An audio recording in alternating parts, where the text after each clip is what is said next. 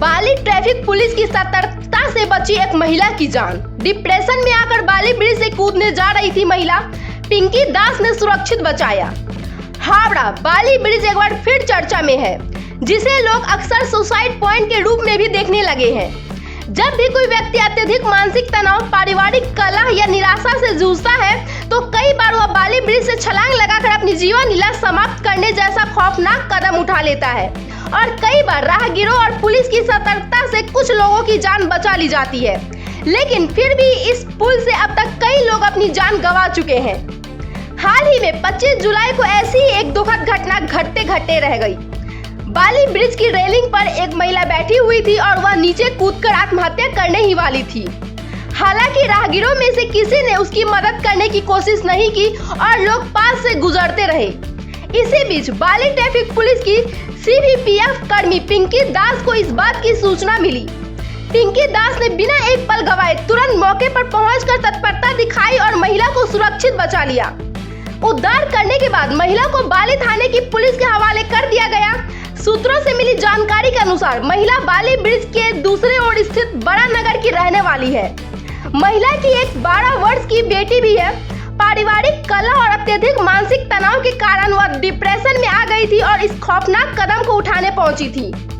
बाली थाना सूत्रों के अनुसार घटना की जानकारी महिला के परिजनों को दी गई।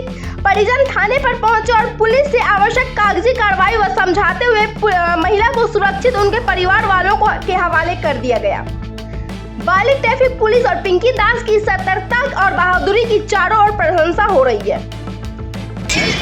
ঘটে ছিল একটা মহিলা ব্রিজের উপরে বসেছিলেন, রেলিংয়ের উপরে বসেছিলেন।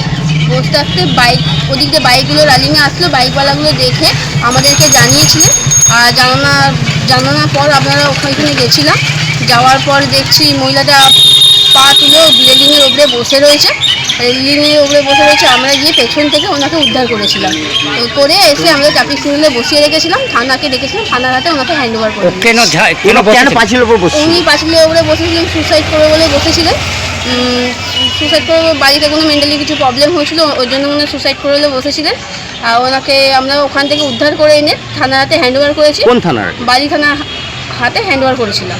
আচ্ছা, উনি যে সুসাইড করবে বসেছিলেন এটা কিভাবে মনে হলো? মানে ওনাকে ওখান থেকে উদ্ধার করে আনার পরে ওনাকে জিজ্ঞাসা করলাম আপনার কি হয়েছিল। উনি বলছিলেন আমি আর বাঁচতে চাই না, আমি মরে যাব বলছিলেন ওনার। তারপরে হাতে পকেটে ফোন ছিল, ফোন থাকতে বাড়ি থেকে ফোন আসতে উনি ফোন রিসিভ করতে চাইনি। ওনার ফোনটা আমি রিসিভ করেছিলাম। ওনার মেয়ে তুলে বলছিলেন আমার মাকে ওখানে বসিয়ে রাখুন, আপনি যেখানে আছেন ওখানেই বসে যাবেন। তারপর আমরা বললাম আপনার মাকে থানার হাতে হ্যান্ড ওভার করে দিচ্ছি, আপনি এসে আপনার মাকে ওখান থেকে নিয়ে যাবেন। নাম ফাম জানিয়েছে? ওনার নামটা জানা নেই। ঠিক আছে, মেয়ে ফোন করে। মেয়ের বয়স কত? মেয়ের বয়স 12। মেয়ের বয়স 12। এই যে একটা মানুষের প্রাণ বাঁচাতে পারলেন, কিরকম অনুভূতি হচ্ছে আপনার? নিজেকে তো খুব ভালোই মনে হচ্ছে। জীবনে ফার্স্ট টাইম কারোর একটা প্রাণ বাঁচালাম। একটা মানুষ মারা যায় মানে বাচ্চাটার জীবনটা নষ্ট হয়ে যেত। একটা 12 বছরের মেয়ে, তার মা ছাড়া জীবনে পৃথিবীতে কিছু নেই। মা যদি চলে যেত তার জীবনটা, বাচ্চা মেয়েটার জীবনটাও নষ্ট হয়ে যেত, মায়ের তো চলেই যেত। নিজেকে ভালো মনে হলো ভালোই। আপনারা কজন ছিলেন পুলিশের তরফ থেকে? আমি ছিলাম, একটা অফিসার ছিল, এসআই ছিল, আর দুটো TSG ছিল। আচ্ছা, এটা কোন থানা? মানে কোন ট্রাফিক? বালি থানা, বালি ট্রাফিক গার্ড। আপনার নাম? আমার নাম পিঙ্কি দাস।